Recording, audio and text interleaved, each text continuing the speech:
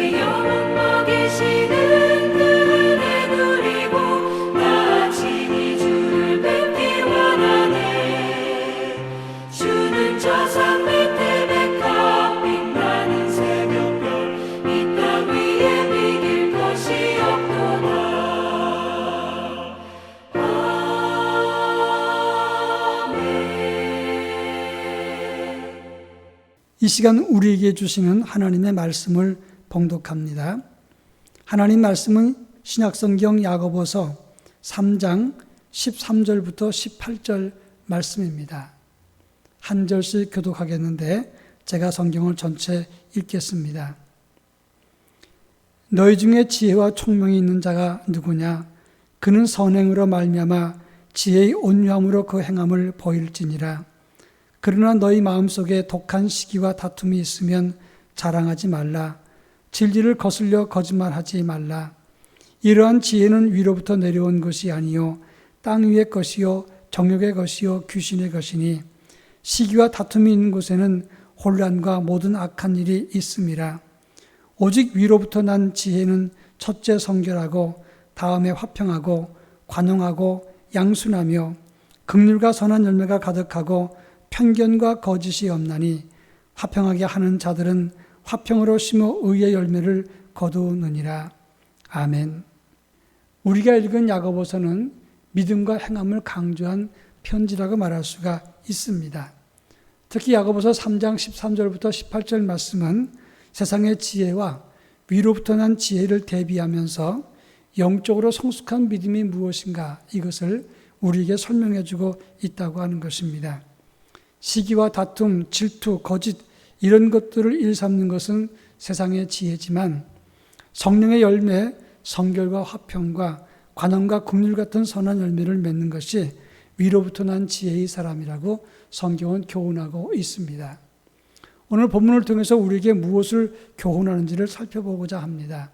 먼저 13절 말씀 보면 너희 중에 참 지혜와 총명 있는 자가 있느냐 그는 선한 행실로 그 지혜와 온유함을 보일 것이라 이렇게 말씀을 했습니다. 여러분, 나무의 실체를 알려면 어떻게 해야 나무의 실체를 알 수가 있습니까? 그것은 그 나무가 맺는 열매가 어떠한 것인가 그걸 보면 그 나무의 실체를 알 수 있다고 하는 것입니다. 텔레비전에 소개되었던 장생불사의 아주 귀한 영지버섯이라는 것이 있습니다. 아주 신비한 효과가 있고 항암에도 뛰어난 그런 식품이라고 말할 수 있습니다. 그런데 이 영지버섯과 아주 비슷하게 생긴 버섯이 있습니다. 붉은 사슴뿔 버섯인데 겉모양은 영지버섯과 거의 다 흡사합니다. 그러나 그 버섯은 항암에 뛰어난 버섯이 아니라 독버섯이라고 하는 것입니다. 지금까지 보고된 버섯 중에 우리나라에는 1900여 종이 있는데 그 중에서 식용이 517, 독버섯이 243, 약용이 204, 그 외에는 파악하지 못했다고 합니다.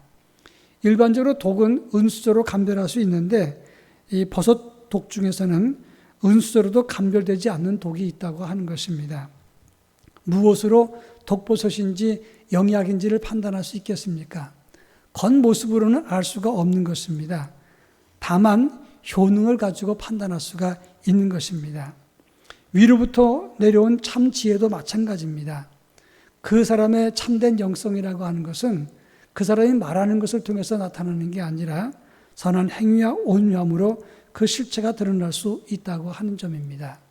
자, 그렇다면 위로부터 내려온 영성, 신령한 참 선한 영성은 어떤 것으로 구체적으로 설명하고 있는가? 오늘 17절 말씀을 보면 오직 위로부터 난 지혜는 첫째 성결하고 화평하고 관용하고 양순하며 긍휼과 선한 열매가 가득하고 편견과 거짓이 없나니 그리고 18절에서는 화평이라 이렇게 말씀했습니다. 여기서 양순이라는 말은 유순하고 순종을 잘하는 것을 말하는 것입니다. 이렇게 선한 성품들은 두 가지로 만들어진다고 합니다. 첫째는 사람 인성이 훈련되어서 나타나는 성품 변화입니다. 예를 들어서 피스메이커 훈련을 많이 받은 사람, 대화 훈련을 많이 받은 사람은 싸우지 않고 화평하기를 힘쓴다고 하는 것입니다. 인성도 훈련에 의하면 좋은 성품이 만들어집니다. 그리고 두 번째로는 성령의 은혜 아래 생기는 것입니다.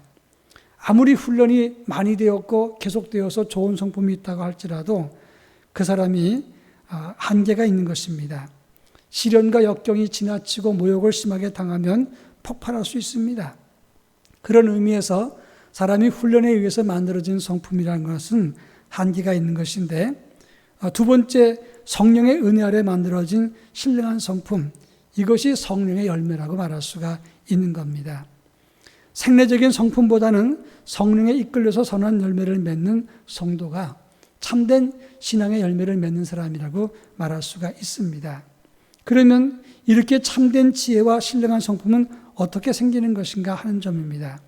참된 지혜와 성령의 열매는 하나님을 경외함으로 얻어지는 하나님의 선물이라고 하는 점입니다.